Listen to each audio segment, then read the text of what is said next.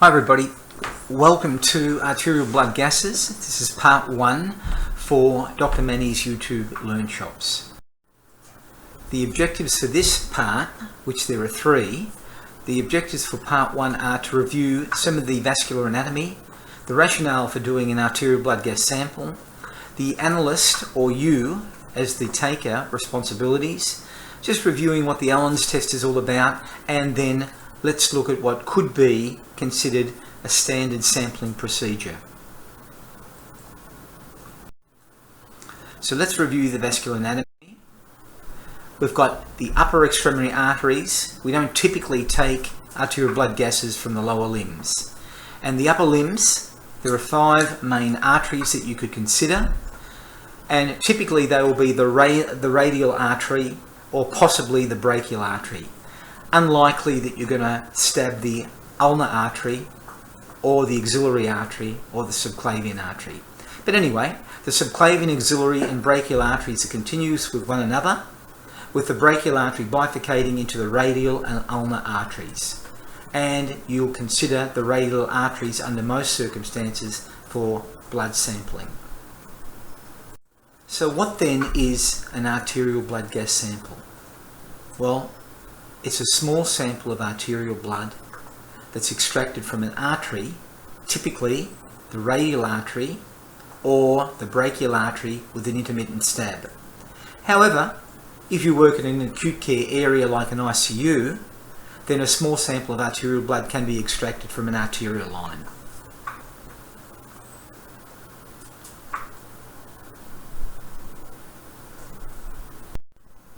So what's the rationale for an arterial blood gas sample then?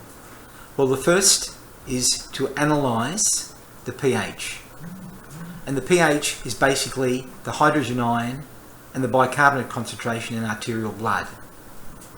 And it's important to be aware of the pH because even small pH changes, as you'll see, may cause irreversible intracellular damage. There's a very, very narrow normal range for pH in arterial blood. Step 2, PaCO2 analysis. So the rationale for this is because you want to determine the amount of carbon dioxide in arterial blood, and this indicates gas exchange and ventilation effectiveness, which basically means, are you exhaling the correct amount of carbon dioxide from your body? If you're not, it's going to be reflected in your PaCO2, which is the pressure of CO2 in your arterial blood. When we look at the pressure of arterial oxygen in an artery, we're looking at PaO2 analysis. And when we look at that, we want to see the amount of oxygen in arterial blood. And this also indicates gas exchange effectiveness and how effective is ventilation. You don't want to be too low, hypoxic. You don't want to be too high, hyperoxic. You want to be absolutely correct, euoxic. Then we look at the bicarbonate analysis in an arterial blood gas sample. And we're looking at the amount of bicarbonate in arterial blood that's there, that's available in case there's a problem with acid. And it indicates the alkaline reserve, which basically means how much base, alkaline, bicarbonate is available to combat or neutralize acids. As a variant and associated with bicarbonate, you've got the base excess, which really is either a base excess or a base deficit. Typically it's referred to as BE, base excess, and this is the analysis of how much bicarbonate is actually in your body. The total amount of bicarbonate available in arterial blood. The last part of the typical analysis is your SaO2, your saturation of oxygen in arterial blood. And basically this reflects the amount of oxygen bound to hemoglobin. But however, it is dependent on the PaO2. They work together. You've got a low SaO2, you'll have a low PaO2. You've got a high SaO2, you'll have a high PaO2. So what are your responsibilities? when taking an arterial blood gas sample, because potentially this is a harmful procedure. This can cause severe injury if not performed correctly. So it's important for the analyst, the sampler, to perform an Allen's test. And an Allen's test is now a test before taking an arterial blood gas sample from a stab. You're going to stab the artery, typically the radial artery, to get a sample. And this could compromise circulation to the hand. So your responsibility is, number one, to know about the Allen's test, but also to use the correct technique. And you use the correct technique when taking an arterial blood gas sample from a stab.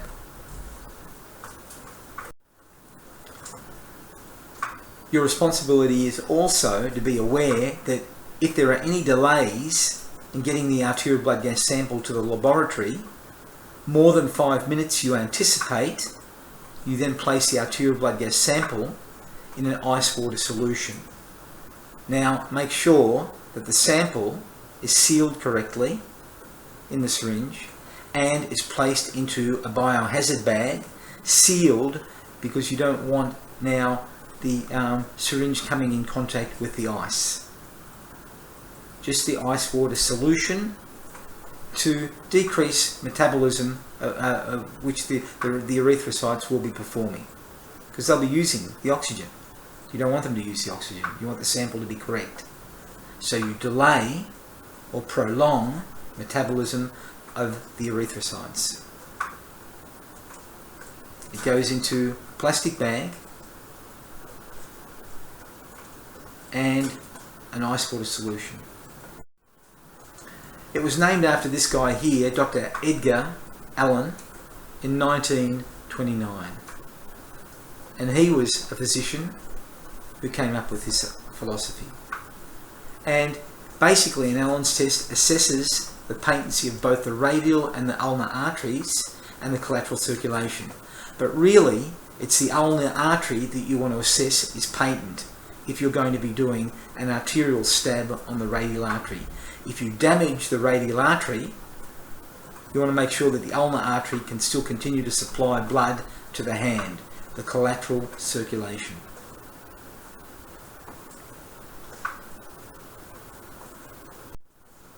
Okay, if you're doing an Allen's test, now this is a modified Allen's test, because the original was a little bit different, which I'm not going to go into. So step one is occlude both the radial and the ulnar arteries with firm pressure.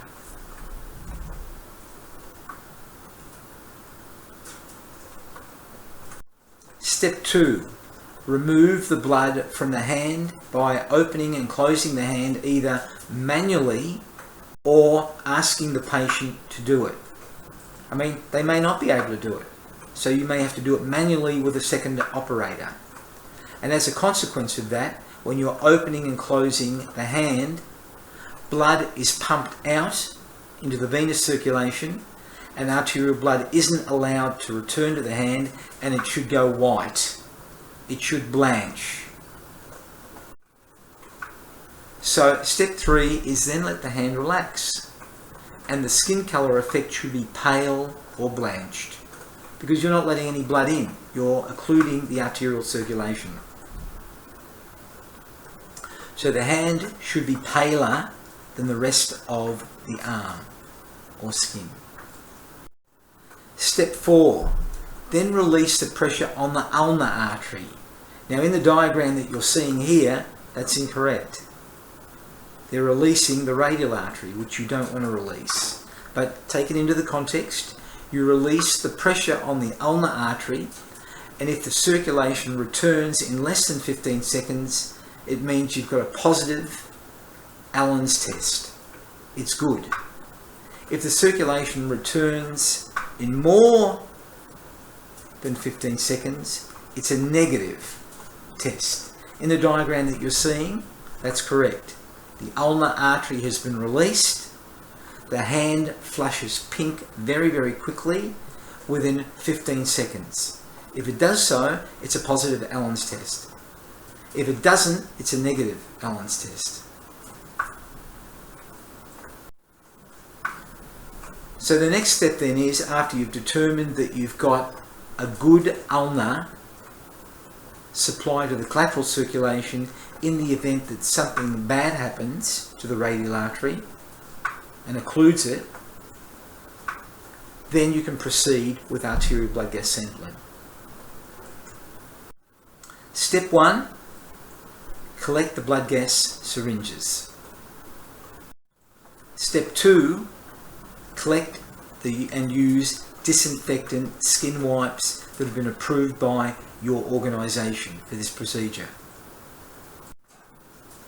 Step 3, always use standard universal body fluid precautions for potential exposure to body fluids such as blood. And that typically means here that you'll be using gloves. Step 4, palpate and locate the radial artery, the pulse, using an aseptic technique. Then, ensuring that you've explained what you're going to do to the patient, which should have been done prior, you insert the needle into the radial artery at a 45-degree angle with the bevel up. Step 6, entering the artery provides autofilling of the arterial blood gas syringe due to the arterial pressure pushing the blood out through the hole that you've created in the radial artery. It should fill automatically. If you're in the radial vein, it won't. And radial arterial blood is pink. It's red. It's well oxygenated unless you've got a severe oxygenation problem. Step 7, remove the needle, applying firm pressure to the arterial puncture site with a sterile, dry gauze pad. And because it's an artery, it will take some time to stop bleeding. Step 8, maintain pressure on the arterial puncture site for at least 5 to 10 minutes or until hemostasis occurs. After 5 minutes, you can check the puncture site, make sure there's no hematoma forming, and if doing so, then hemostasis has occurred and you can put a band-aid or a dressing or a gauze square onto the puncture site. Don't use an alco wipe because alcohol stings, it hurts the puncture site, and it could promote now here the clot not being hemostatic. Okay, that's the end of part 1. Thanks. Now, following this review, I suggest you go to part 2. Part 2 of the Arterial Blood Gas Learnshop.